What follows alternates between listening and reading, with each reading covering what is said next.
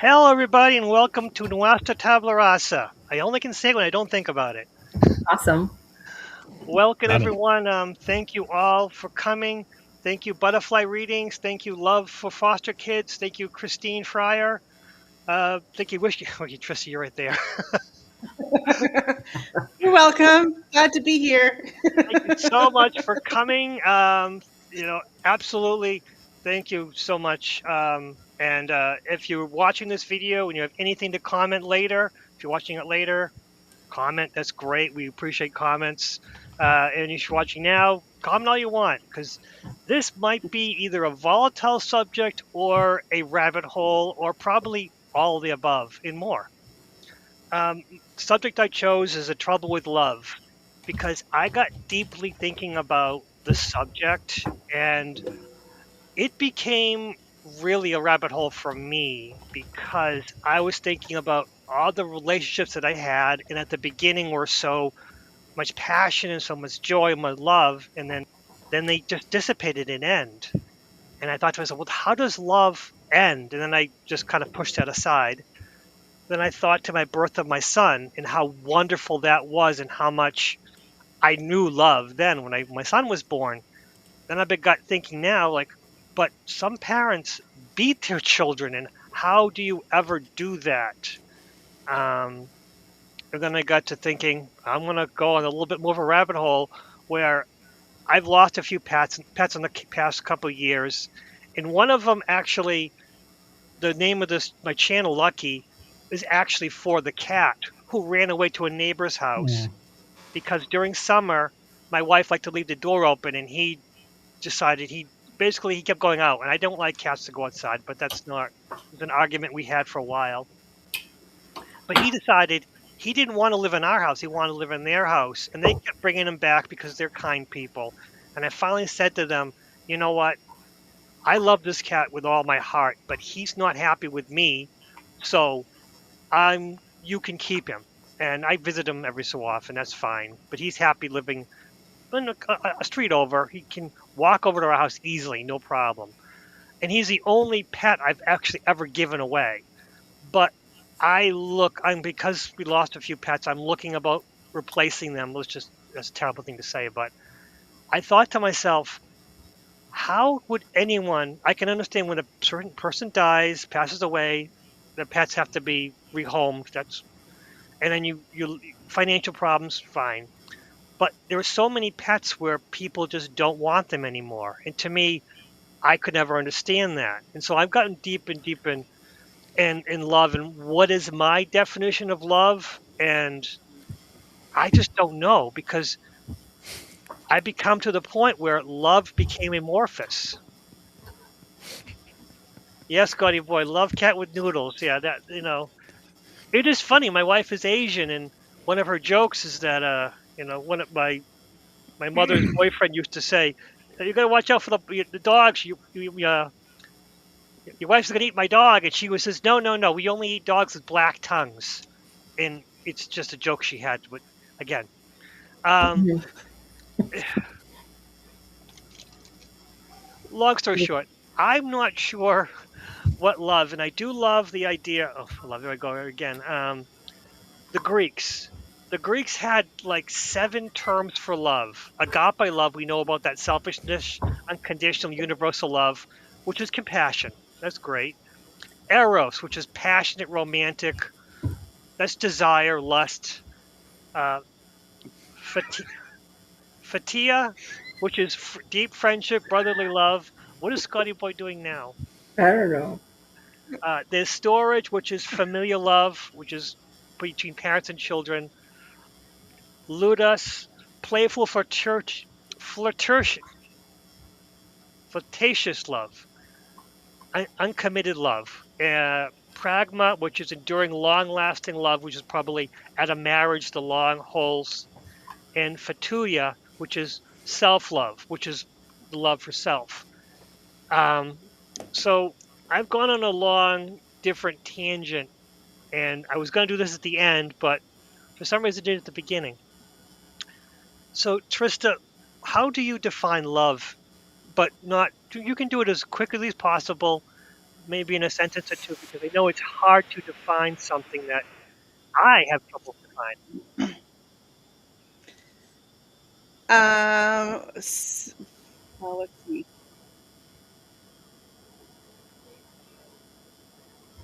It's tough because, like, in a spiritual sense, I want to say, well, love is all there is, right? Right. Love is the absence of fear, and love is feeling um,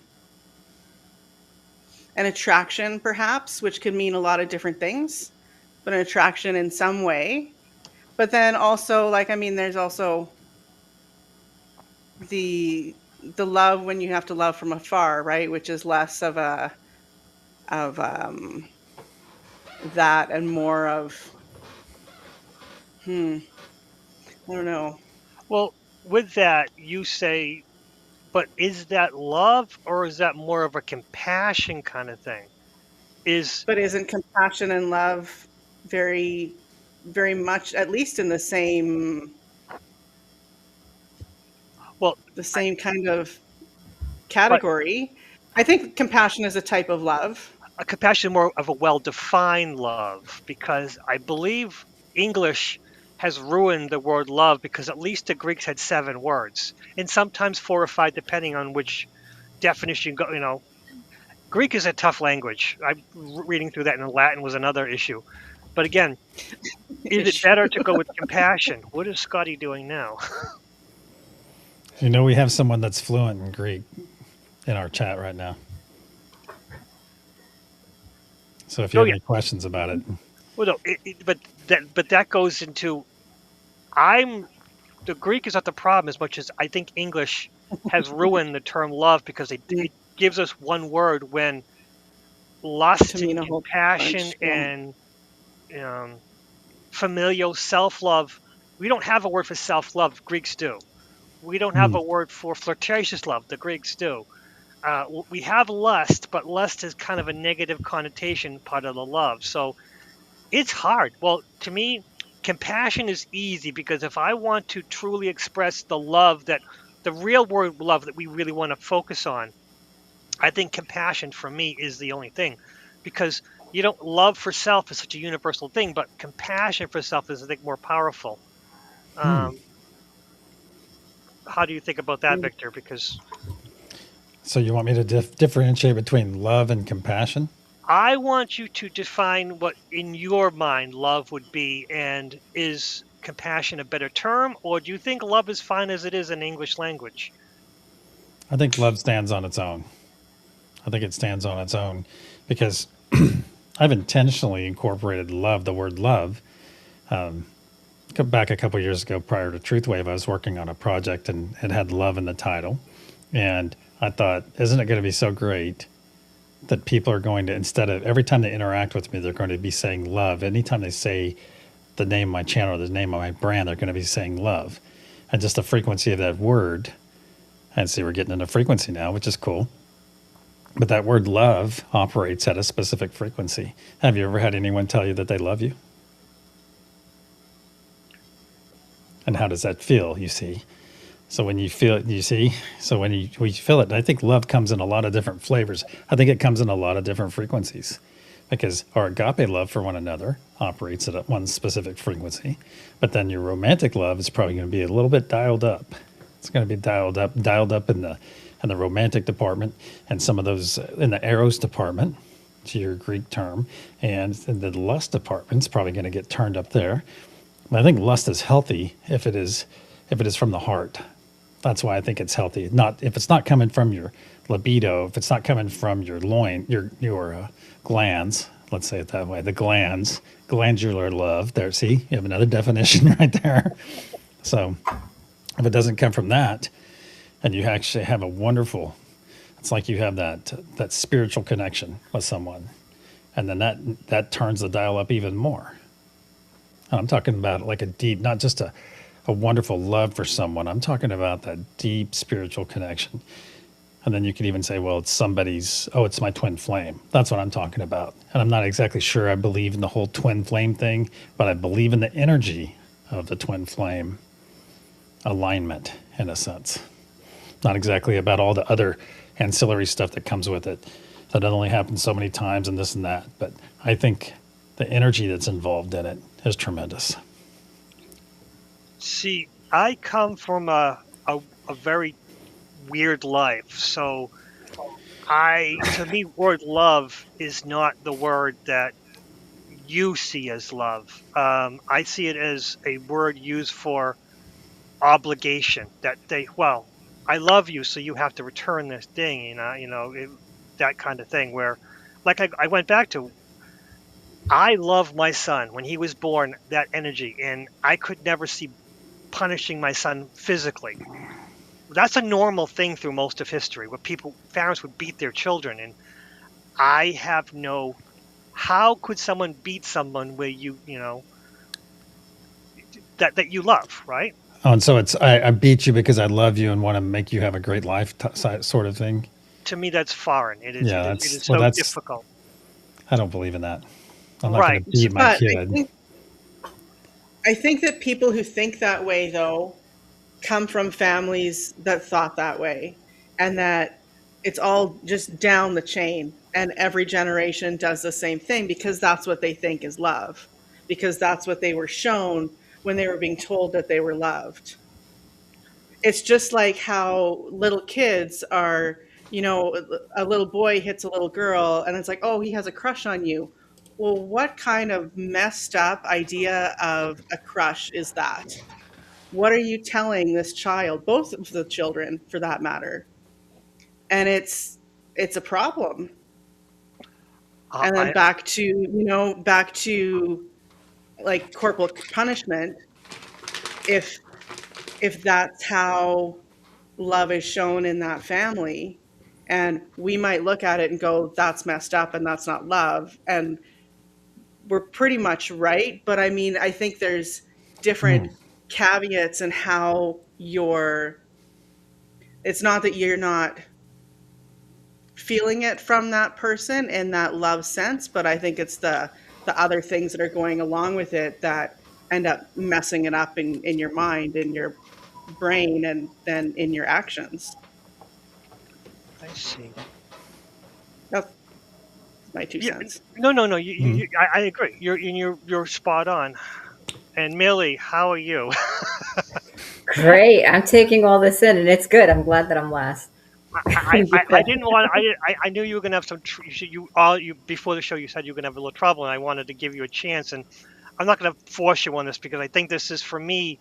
It's a volatile subject in a way that I've been thinking so deeply into it that I've gotten the word from one small simple word to something that is a weed that has grown out of my mind and gone all different directions. So, Oh, okay. what do you think about love? Well, How would no, you you? know what? I think love, I'm great.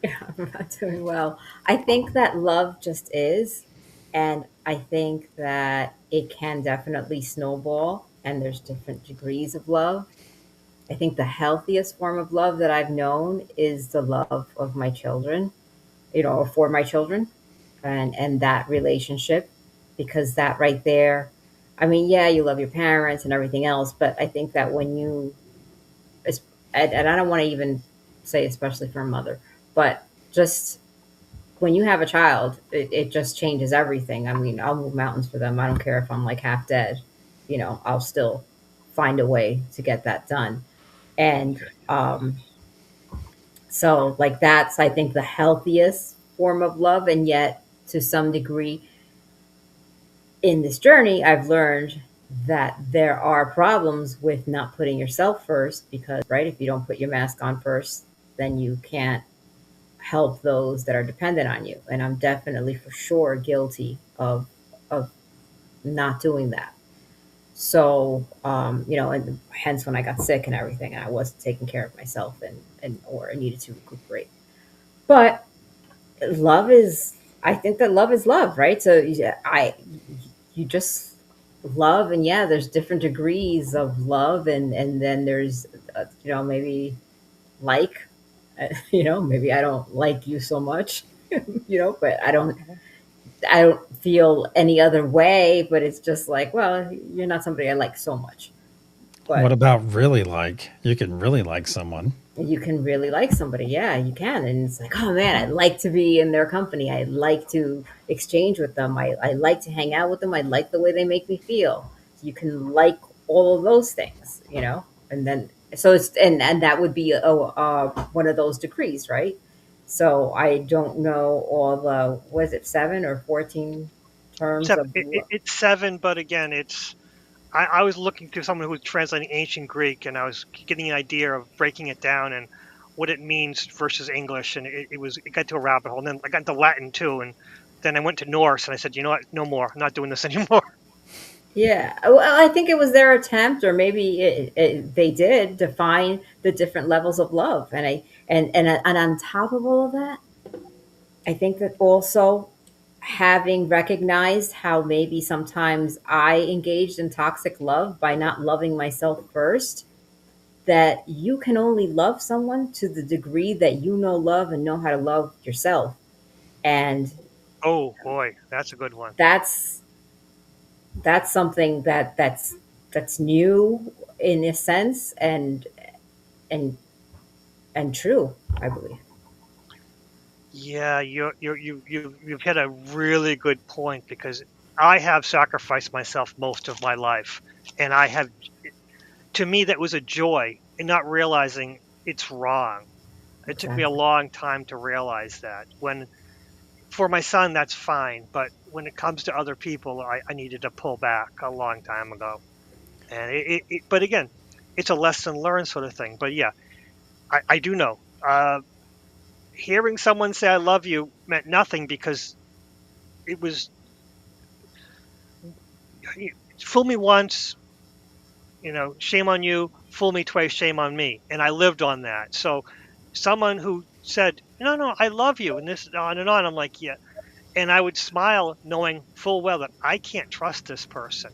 And words had no meaning, where that word had no meaning. But so that's why I've linked towards compassion, because that is a word that it's an aspect of love, like Trista have said. But well, Victor says love is more of a universal word. It has a meaning, and I have. Maybe it's just me and I've attached the wrong thing to it because I've been hurt so much in my 57 years of life. Um, I mean, honestly, it also goes back to the animals, where the dogs I've had, which I knew unconditional love from dogs, and I also knew that people who gave up their dogs because they just weren't working out. And to me, like Caesar would say, there's no such thing as a bad dog. Like Jackson Galaxy would say, there's no such thing as a bad cat. That people give up their pets because they're not working out or they're bad animals, to me, indicates that do they really love them because they don't go about the effort. I mean, you guys, you have your cats, and they act out weird, but again, you know,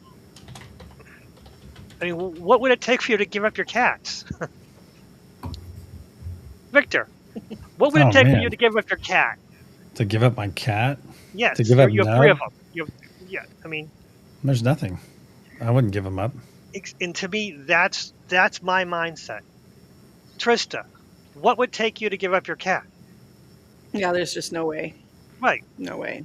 So, I and then wouldn't I wouldn't even want them separated from each other for that matter. and that is one of the things that I run into because I lead myself into, although our local shelter has been cleaning out our shelter. They got a new person 6 months ago, and every month they end up rehoming all their pets, all their animals in there, and they're having trouble keeping animals in there. How are they doing that? Oh, that's Because, awesome. well, I don't know if you know, some shelters have the 9 to 5 policy, 3 days a week, and she decided, let's not do that. Let's find out when people are, and then let's do appointments. And it made it a lot easier, and made it easy. I mean, again, I have followed this shelter for years just because, you know, I don't know. I have a thing where I love seeing animals and then hearing about their rehoming stories. I love it. But this shelter is the first time I've ever seen constantly emptying the shelter, and that to me is a great sign. But then again, I also read the Craigslist when people say, "Oh, this is not working out," or "She's not. I got a new baby," or I mean, I had that. We had a dog and cats. I had a parrot, and then my wife had our first child. And at one point, my wife said to me, "A parrot was she was just screaming all the time. You know, we gotta get rid of her. I got rid of her." And I'm like, "Yeah, that's not gonna happen. I will lock her up in the bedroom and teach her." And that's what happened. I taught the parrot that there are quiet times that you can yell, but yell at. And I taught the parrot how to yell at a lower decibel, which I was told was impossible after the fact. Hmm. But I think that's what love means to me is that I have someone, it's a smaller being, that nothing is impossible. That my wife told me, you have to rehome this parrot. And unfortunately, the funny part was that after this, my wife lauded at what a great parrot owner I am. And then we got 3 elderly parrots, but they've all passed, older animals. But again, it comes down to making the effort. And a lot of people just don't do that. And I guess maybe I'm learning myself that I need to know what love means to me and stop thinking about what others did to me, but start working on that. This is all, maybe this show is about me working on myself. Maybe so. And think about it. Are you putting conditions on the love? Because earlier you said, well, somebody said they love me, but I could never trust that person. Well, does that invalidate the love that they just shared for you? Hmm. It When does. you- So it does the way you said it. It's invalidating. It's Absolutely. invalidating it. But in the big sense of things, when I tell you guys that I love you, I've told every person on this panel that I love you. Every person on this panel, I've said that to. And because it's agape love, okay, does that make it any less valid than any other form of love? Because it you makes it don't more know valid. me? Well, because No. you don't know me in the sense outside of our panel here and our interactions throughout the various weeks and years. So really, yeah, it's probably about you and your internal. Well, if somebody tells me if somebody says they love me, then, oh, I need to put my guard up because that's getting into something that's uncomfortable. Well, maybe you need to be in that uncomfortable area because, when somebody loves you and they express that to you, that comes with a whole bag of tricks. Like if you're in a romantic relationship, I mean that you do need to have that trust and that other stuff there. But the key to that is not worrying about what they're doing when they're not next to you. That's the key. Because if they're going to do stuff, nefarious stuff, they're going to do it regardless of what they say to you, of or how you feel about them, or how they say they feel about you. If they're going to do it, they're going to do it regardless. And that's something they have to reconcile. That's on them. Just hopefully you don't catch something in the process.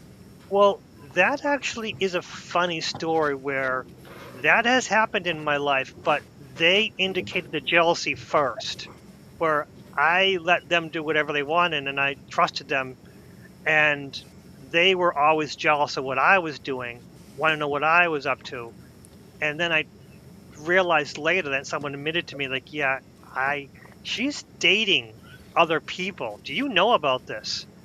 And I'm like, no.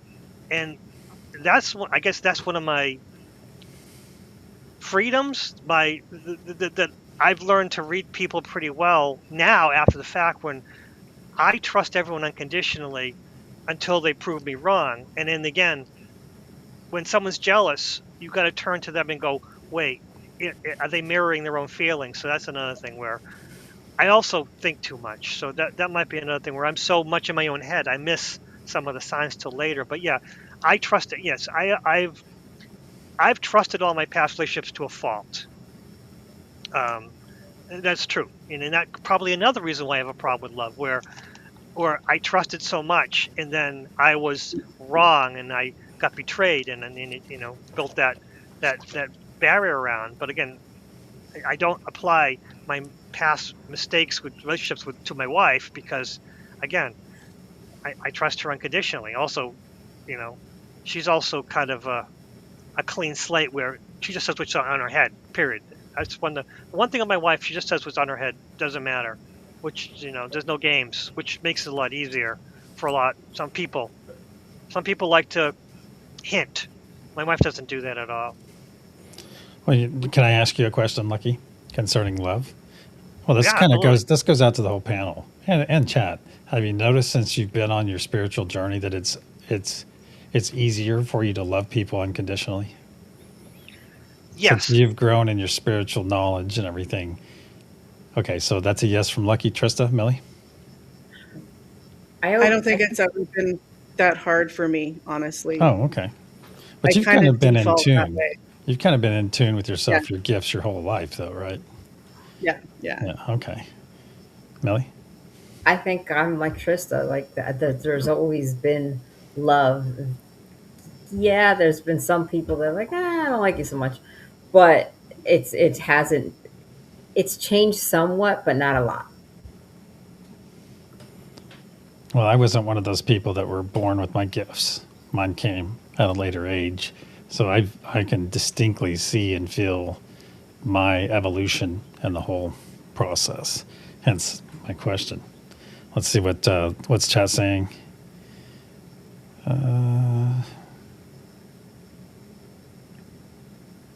This also might be a male-female thing because I lost it early. I had my Too. abilities when I was a kid. I had my abilities.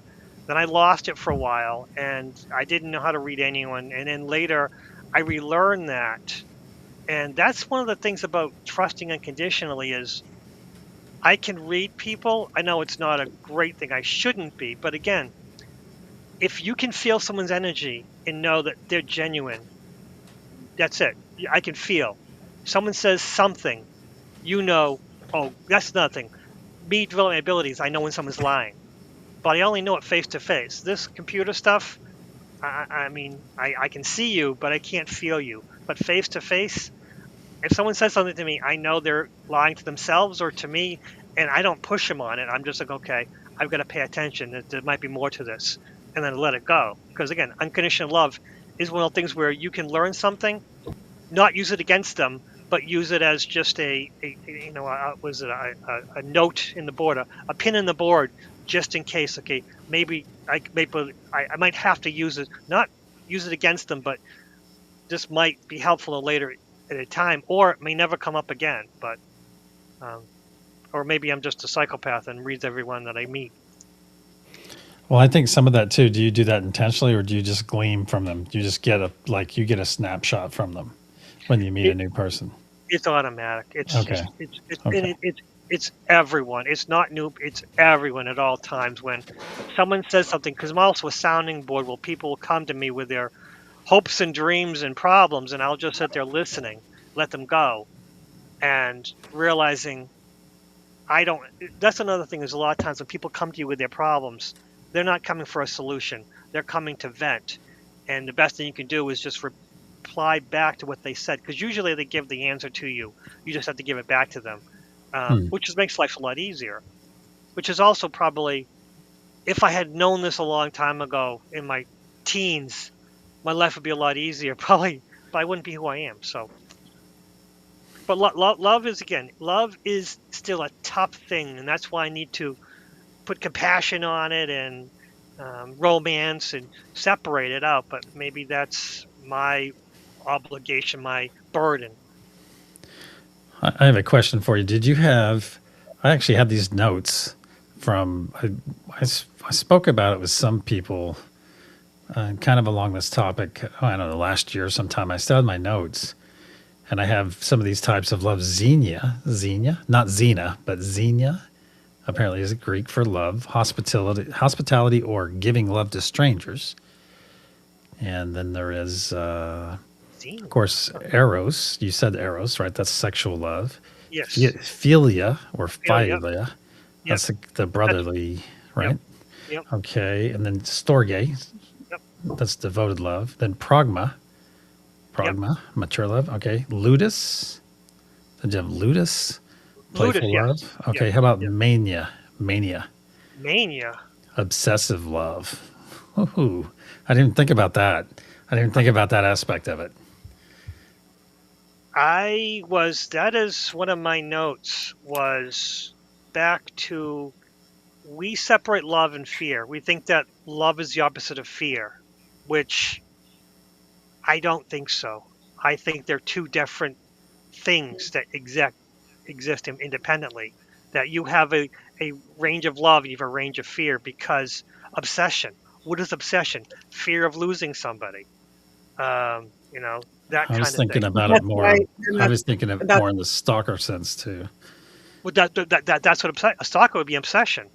You're a stalker who, again, doesn't know somebody, who stalks them because they think they are the right. They haven't. Is that fear and love combined? As a stalker, because they think they love somebody. What is that? If that's not love, what is that? Well, I don't think fear is the opposite of love, because I think someone can love somebody and Hmm. fear losing them, which makes it so but they I have think to. I just don't think that, like, I do think that fear and love are the opposite, but I don't think that it's so much a problem having both in one. Because I think there are other kind of dualities like that, and I'm trying to think of another example, but It's like, very nuanced. yeah, yeah.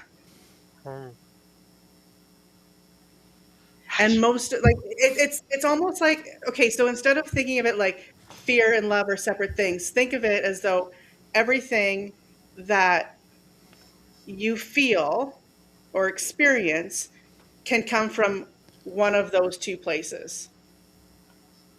So that obsessive love isn't really love by this definition because it's coming from a place of fear. Compassion, even though perhaps you've never met the person, like you just have compassion for somebody because, you saw that they were in a natural disaster on the other side of the planet, and you can still have that compassion and that type of love for them because there isn't any fear behind it. It's just that outpouring of I wish things were better for you or whatever. You know what I mean? Hmm. Hmm. I'll see. I think I'm still going to stay in the camp that fear is the opposite of love. Yeah. Oh, for sure. I I'm going to agree. stay in it. I do agree. Or Yeah. the lack of it. Angela said something a while ago that the absence of fear is the absence of love, and I've even had people tell me that they believe that authenticity is more powerful than love, and they actually gave some pretty cogent arguments regarding it because authenticity is even stronger. Well, regardless, that's kind of a different rabbit hole from tonight, but I don't think so. I think that's something that I might have to look into later. But then if you think about it, authenticity is a type of love because authenticity is coming from a place of love, whereas being inauthentic is coming from a place of fear of not being accepted or not being liked or whatever, right? So that's where you can kind of break it apart and go, is it fear or is it love? And that's what makes them opposites for me, or one of the reasons I see it that way. hmm, hmm. I tried to look up authenticity, and I got a document that I have. What the? Forget it. I'm gonna. That's another rabbit hole. I don't know what that was about, but I'm gonna look up authenticity and try to figure out how that. Oh, damn it. Okay. Authenticity is showing up in walking the talk. Oh, yeah. That's huh.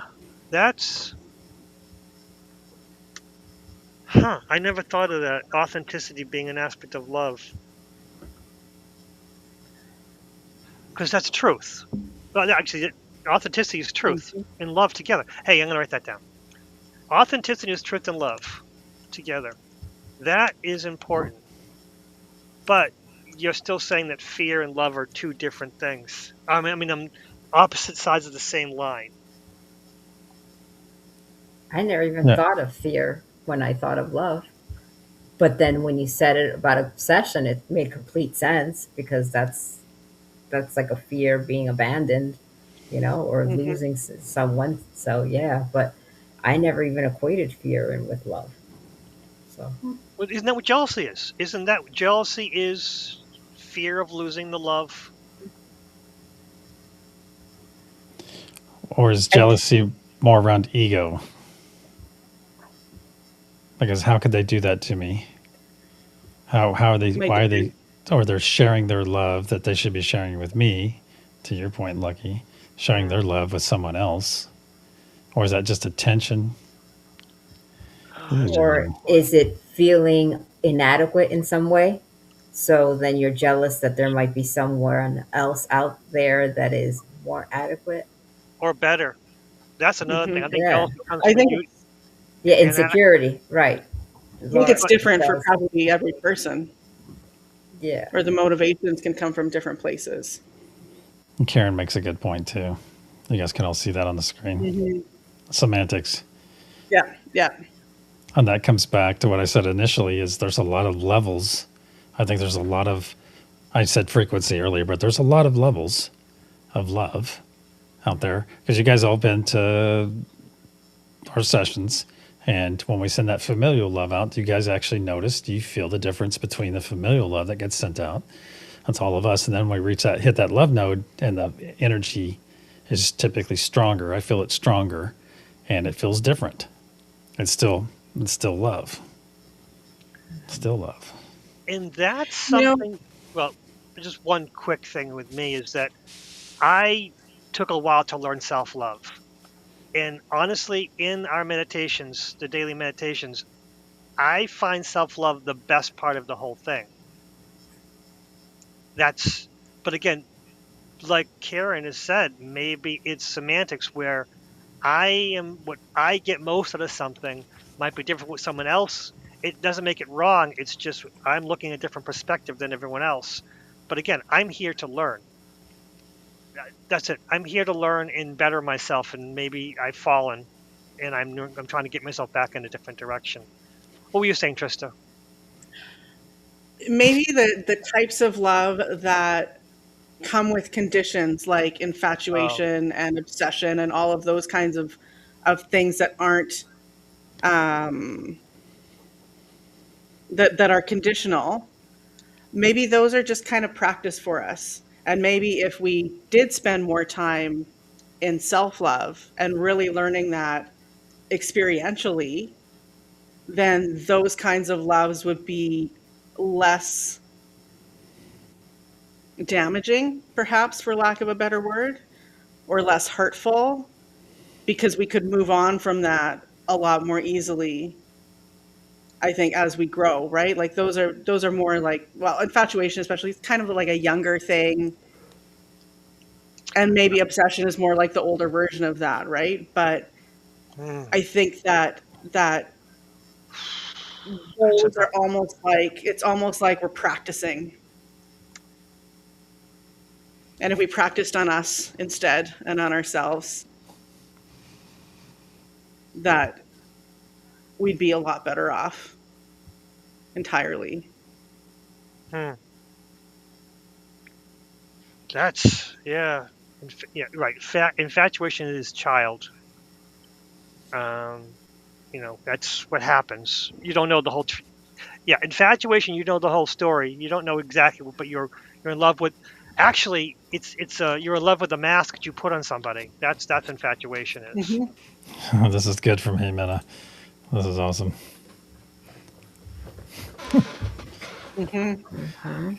Yeah, I I I I agree, and that's one of the problems I was having where I was thinking about love songs, and I'm like, wait, a lot of these love songs are about lust and about losing and about what you did to me. There was no growth in them, and I then I began to think, oh, now I feel awful because those love songs that I used to l- enjoy, you know, to express my love for someone, I realized these aren't healthy.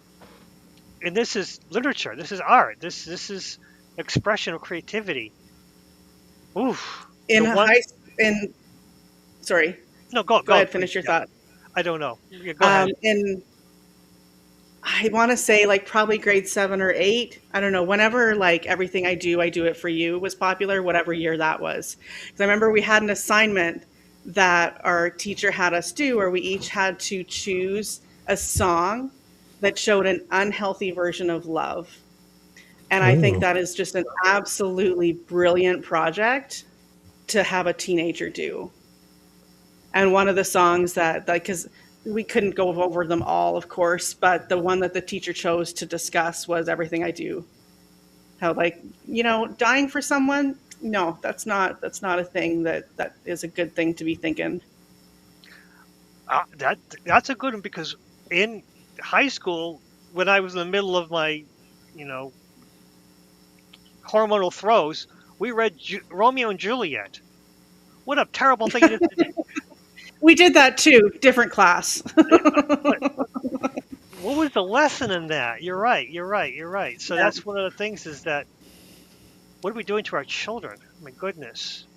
I mean, one of my favorite songs during my divorce was "Nothing Compares to You" by Sinead O'Connor, and horrible, horrible song when you think about it. I love That that song. poor, That was exactly. But Prince. the I thing is, love that song. that person, Sinead O'Connor, or Prince who wrote it. I know too much about that song. That person is just completely devastated. They have nothing. They have given up everything to this person who's now gone from their life. And I mean, word for word, I can remember most of the song, but maybe that's my obsessive. But again, how is that a love song when that's more of a infatuation, or you know, whew, I don't know. Actually, I had one of those songs come to mind actually while Please, we're talking, and Jimenez said like 80% of the songs about love are negative, and I thought, well, do I know a positive one? And I found it. please, please. Share it. Should I Oh, share it? You want me to share it, or go ahead, Can I Lauren? take a guess? Can I take a guess that it comes from like the 1950s or something? Because I think that like songs were more wholesome back then. Well, like Harry Connick Jr. the other night at Momshi's, the Oh, recipe I for missed that. love. Oh, I thought you Oh, were I there. missed that. Tristan, you were there, No, right? I I Or was was was it there, Karen? yeah. sleeping. Yeah, okay. I think Karen Heaney might have been there, and Judy may have been there. But Recipe for Love by Harry Connick Jr. is a good one No, I because don't. he's just a little bit of me and a whole lot of you, and a touch of starlight and a dozen roses too. Yeah, it's very Oh, good. But what came to mind was Wicked Game by Chris Isaac. I listened to that song a lot. Yeah, I don't know the see? lyrics off the top of my head. I don't know Yeah, what it's what a wicked game you play, make me feel this way. What a wicked thing you do to make me dream of you. Yes, I have a memory for everything. So yes, that's Cool. that song. Oh, I love that song too. That was also part of my marriage. That's one of the things we used to listen to, and it was just one of those things. And my first marriage, my wife and I have a different relationship, which thank God. Yeah, wow, wow. That's another thing. My first wife, and my second wife are totally different, astronomically, 100%. Um, so I guess I don't have a type. So I just have a type. Someone who or cares you about me. healed, What? or you healed. You saw what was not healthy love, and then you found a healthy love. And so what Trial and You sign error. were alone. what sign was your first wife? I didn't know you had a first one. So what sign was she? She was cancer. Oh, that should have been really compatible with you. Oh no. When we broke up, people were stunned that we were the perfect relationship. We were the perfect. But and her family, because being Catholic, we had an extended family, invited me to one of their Christmases when she wasn't going to be there. And I showed up and I realized after 20 minutes, I said, this is wrong. I appreciate this, but again, I wasn't healed. That was weird. That was a weird situation. Um, the Catholics are very weird. Obligation, obligation, obligation. But again, I wasn't healed.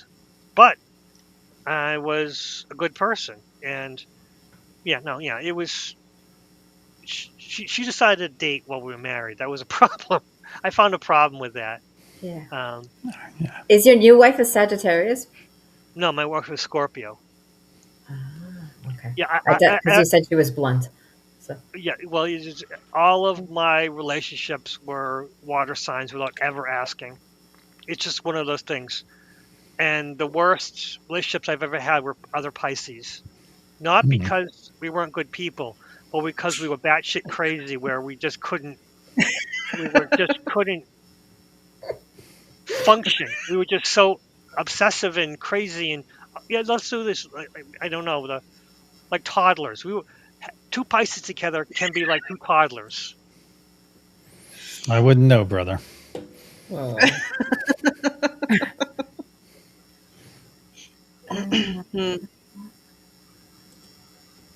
Yeah, Kim makes a good point. Mhm.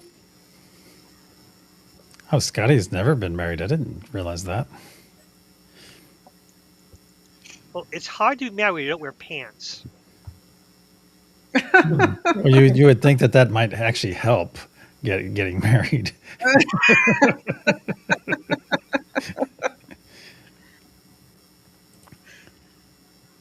Yeah, I think there's some people on that boat with you, Debs. Oh, that's a really cool picture. Oh, nice.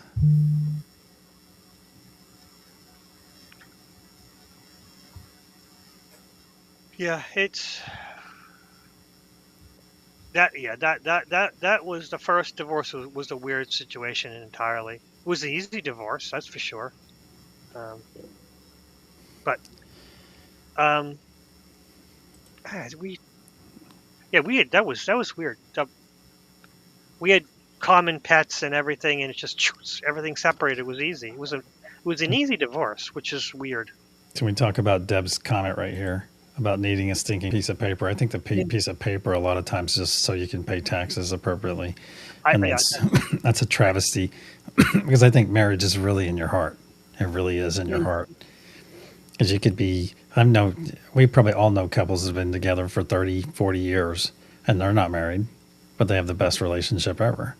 And I think sometimes that ceremony or that contract kind of puts pressure on you in a sense. I think it did when I was married, by all means, because I thought, oh, there's no way I'm going to ever get divorced because I came from a mother that had been married and divorced a couple times. hmm And let's just say I can count it on two hands. And that experience, so I came from parents. My parents were boomers, and both of them got married at least 3+ times. Well, 3 times or more. So it's just something that wasn't in the cards for me. And I think I going into that in that manner kind of hurt me more than anything because I thought no. So that meant that I put up with a lot of crap that I shouldn't have. Because I went Yeah, into it thinking, hey, I don't ever want this to end. So I was always willing to work on it.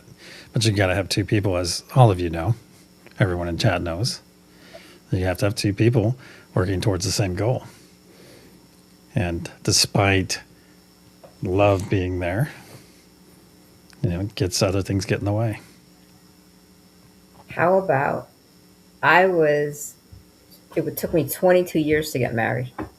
Oh, And see, after we got married, that's when the relationship totally changed. just by making So, that, just doing mhm. that. And it was probably great before that, right?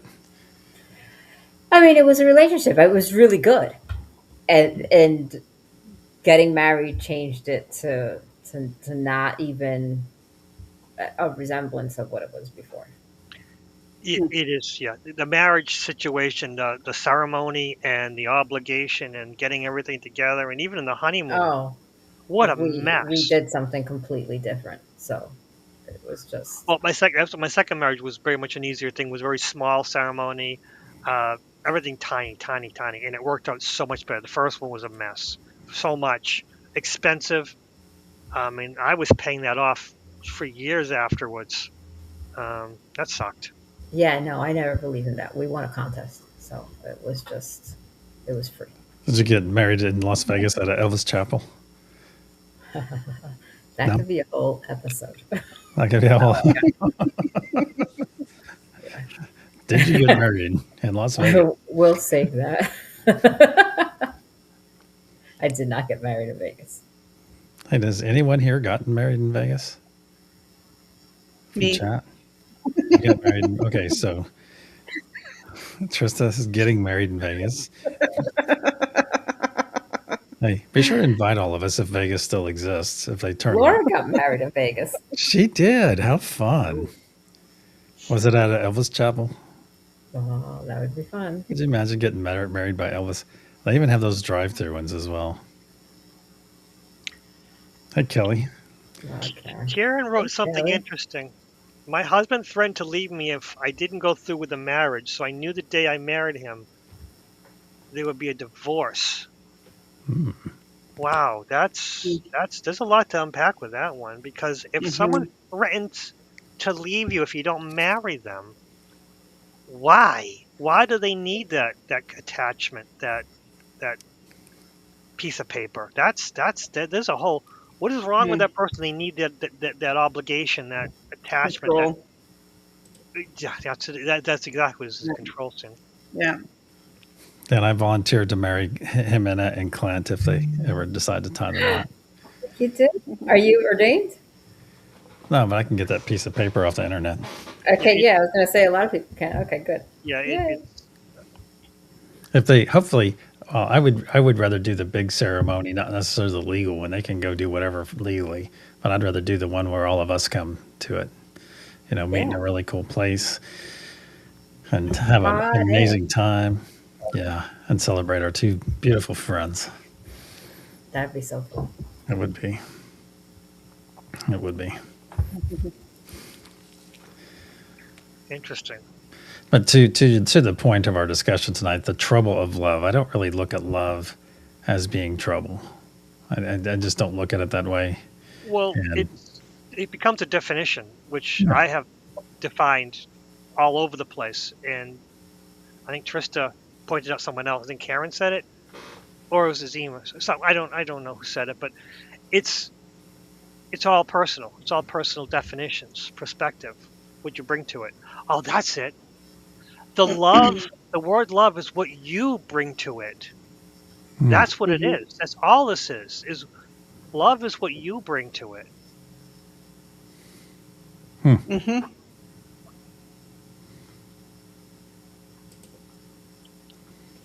and that's where I think that really deep energetic connection comes in, because when you have it, you know it.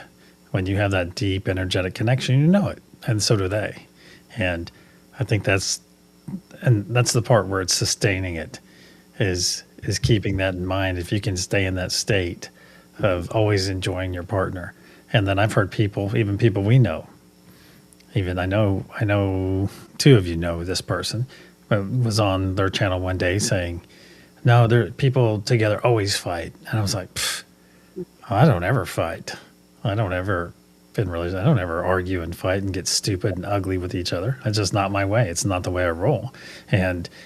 And for her to sit there and say, "Oh yeah, people always fight," I was like, "Wow, sweetie, you might be missing out there if that's what you expect." But a lot of times, though, is like attracts like. So if you're one of those people that have to have that engagement all the time and a continual out there between you two to make you both feel loved, and if it works for them, then so be it.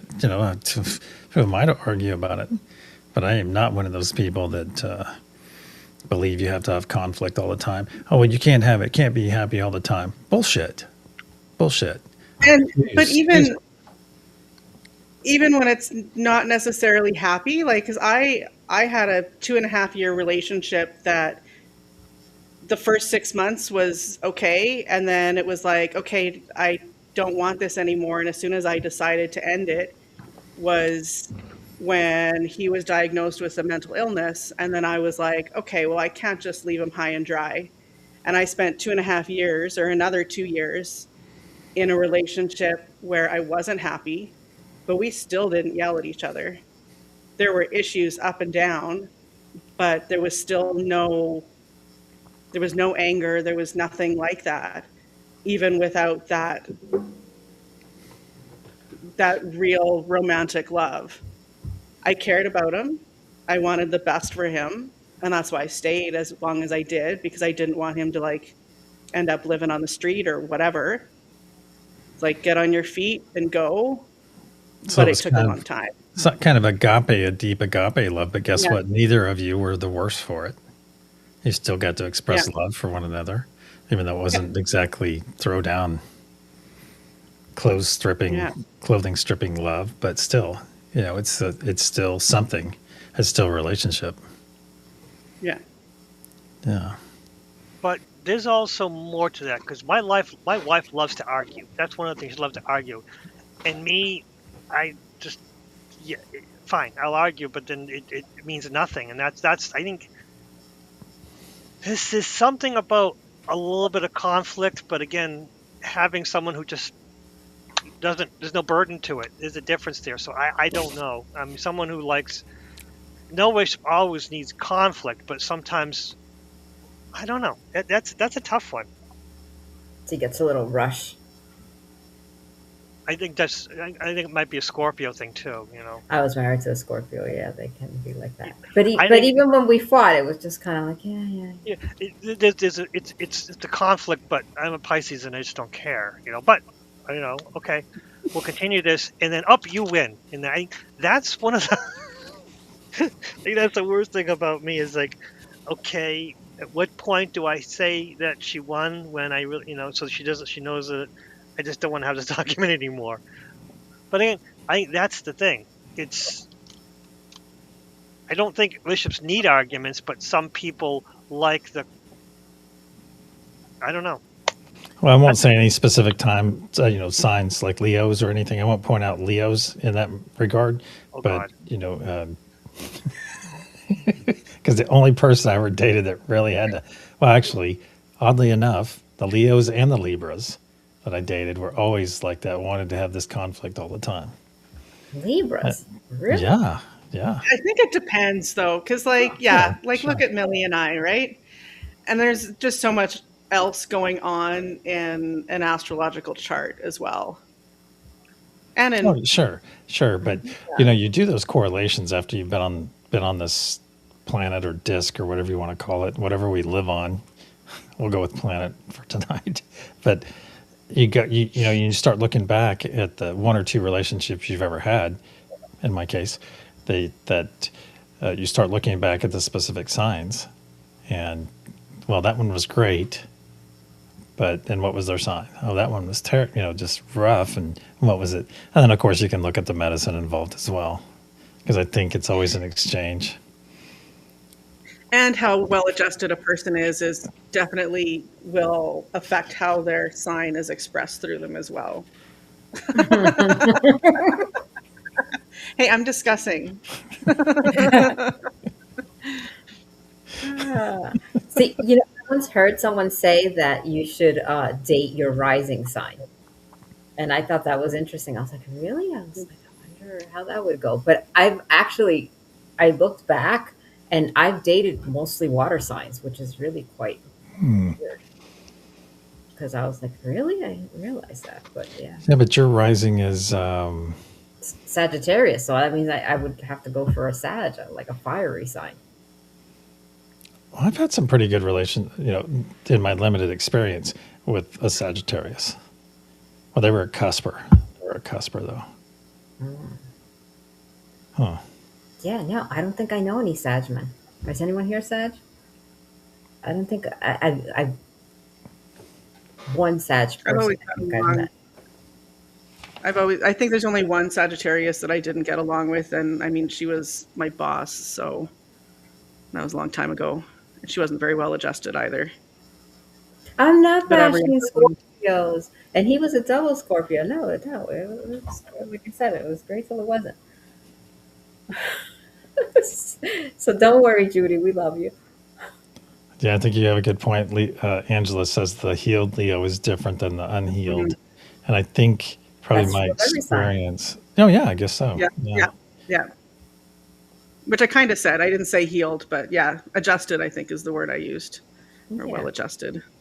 Because I could see the unhealed Libra, yeah, likes to fight. And well, they don't call her the Queen of Swords for nothing. She's going That to makes cut you down with her words. And that's, I don't know that they like to fight, but they have that sword with them, right? So. And right there, but in their mouth, right there, connected to their tongue. Stop. I thought Libra with the scales. Yep. Yes, but in tarot, it's the Queen of See, we're Swords. lucky. Oh. We have a great Leo in our midst. So, and then Lucky's a rising Leo too, right? Lucky. Nope. And she's a No, rising Libra. Libra. I'm I'm I'm sorry, rising rising Libra. Libra. Yeah. That's what I meant. Yep. We have Millie's a good Libra, I should say. I was trying to say Libra and I said Leo. Yeah, no, Oh, but thanks. Lucky and Okay, Trista that's are fine. both rising Libras. I didn't hear that. Sorry. There's a Lucky and Trista are Libra rising, aren't they? Hmm. Yeah, I so am. Yeah. we got a lot of Libra energy But I here. was busy being offended that you changed your mind. But I changed my Right. mind. Oh, come on. Yeah, because you said a good Leo, and then you're like, no, no, no, Libra. Okay, thanks. I like Leos. Leos are cool. Oh, yeah. Wait, I've I had, I don't. dated a Leo. I'm not a big fan Okay. of other Leos. I will admit. Yeah, August 20. That's Leo. I dated a Leo. I had my Hmm. don't touch me experience one night. We were meditating, and we'll say that our green friend was around. Green Jesus was with us that night, and we were laughing so hard. And I got the don't touch me, don't touch me. And it was funny because we were not touching each other. And it was so funny because we were laughing so hard about absolutely nothing. And so I've had some great experiences with Leos. It always seemed that they always had this thing about wanting to fight or always have some kind of angst going on. And I'll leave that there. Yeah. My ex boss, my last boss, 'cause I haven't had a boss since then, was a Leo. And he just liked the attention. And I was like, oh, these Leos, they just want to be worshipped. Leo the king. And he just wanted the attention. And everyone would be like, oh, you have a harem. Because he had all girls, all young women. Like, so he was like 50 and all his staff was all women under the age of 25. And the other older men would walk in there and be like, dude, got like 6 women in here. And he's like, no, I'm having a department meeting, and it's just like all the different departments, but all the heads of the departments were all women under 25. Oh, wow. See, I don't like having the attention on me for the most part. I'm getting used to it now, like having a channel and stuff, but that it was hard. I was not a fan. Yeah, I hear you. So, Well, we hit the hour. we Anyone have did. anything to sum up? Oh, Have anything to sum up this different rabbit hole? Hey, we have another Pisces, Lucky. We have another Pisces. I Debs is see. a Yes. Pisces. Yeah. Poor. I feel sorry for her. It's What's your hard. moon and rising, Debs? And PG's Pisces too, and there's another Pisces too, I thought. Who else did you say? Is it PG. Fatima? Fatima, PG. I think Fatima's also Pisces. Oh. oh yeah, yeah. Ah, I can't think of who else. And they're all like around each other. Because I remember last year was like birthday, birthday, birthday, birthday. as Mhm. mine, then Fatima's, then PG's. Somebody's on the 9th. I can't remember who was on the 9th. Because PG's is the 11th. Yeah, there is somebody else. Huh. Yeah. Okay, so she's in there. Okay.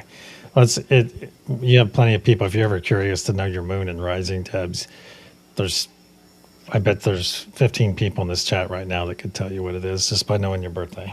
Ah, see, that's why I like Judy so much. She's a Libra rising too. I love you guys all. I'm just busting. Is that a beer? No, it's not. I'm trying to open it up quietly. Oh, but she's not, It's a she's seltzer not water. showing us the label. Oh, there it is. No, Okay. no, there it is. There it is. Ooh. But I was so thirsty now. I was like, I Oh, can't see, look, Debs is on the 10th. How fun. So we have a 8th, 9th, and 10th, 8th, 9th, 10th, and 11th now in our Oh, community. cool. That's really cool. Mm. Oh, how That's so fun. Pisces. I Yeah. only dated him one date. That's the second decant. So it's like all of us are in the second decan or decan. Is that what it's called? Deacon. Yeah. That's really interesting.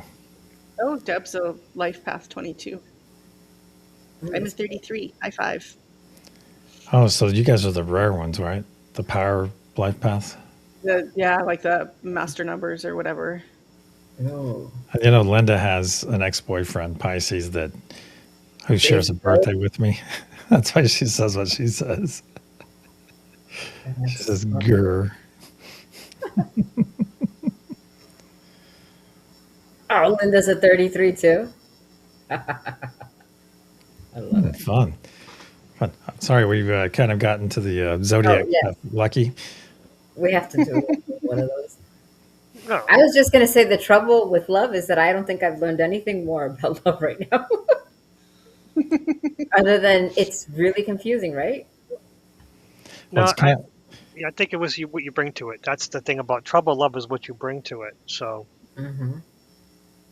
and I've heard it Yeah. referred to. It's kind of like seeing pornography. It's hard to explain, but you know it when you see it.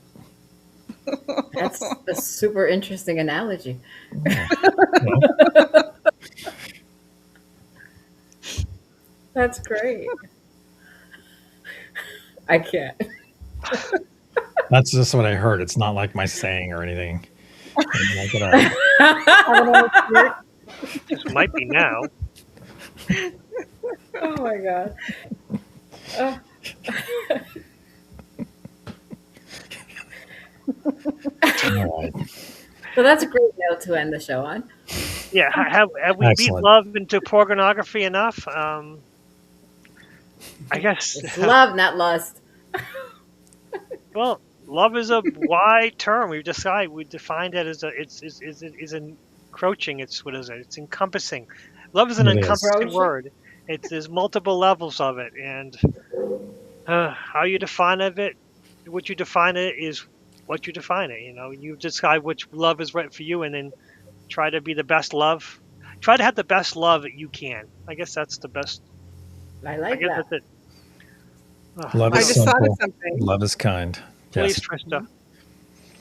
Trista. In Conversations with God, one of the things that he says is that anywhere that you use the word God, you should be able to replace it with love. And they should mean the same thing because God is love. And then he gave a few examples. And I'm like, I don't know if I think in the grand scheme of things, yes, sort of. But, you know, as far as like the English language goes, maybe it's a little slippery. Why is this coming up again? It was Clint, and he's not even here, and he's the one that started it. But he wasn't going to do sexy And all you can violence. see is Victor's smile right between the Angela and the bar on the bottom. Because you know what I'm thinking about, right? The fire hose of love. Yeah. Yes, that's what I thought of when I read it. And someone else wrote Truth Wave Love, and then I read that, and then that's what I thought of. So good. I'm glad that I must be reading your mind. Careful. Yeah, I'm afraid. Yes, that'll lead me to tangents, and I don't want to go there. So let's. A hyperbolic tangent. It's a different kind of show. Oh, I have stories. Oh my god, my chair. Won't go back anymore. Oh gosh. Angela. I love So her. Clint is doing this calendar? Clint is doing the calendar, so Oh, we should okay. start working on it now for next year. For 2027. Mm-hmm. Wow, I wonder what 2027 is going to look like. Yeah, on that note, thank you, Judy. Put the fire out. No. Baby, Oh light my my God. fire. Come on. All right. So, who's hosting next week? Do we know? Oh, okay, cool. Yep. It'll be me, and we'll have something interesting to discuss. Great. Yes. Well, thank you.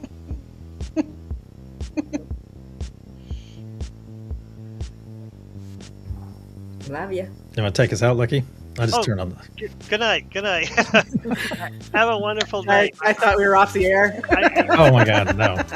heard the sound. I was wondering. Okay. Good night, everyone. See you next week. Same bat time, same bat channel. My brain is fried right now. I'm not sure what to say now. Have a good week. Have a good week, everybody. Namaste, everyone. Love you all. Bye. guys. Love you.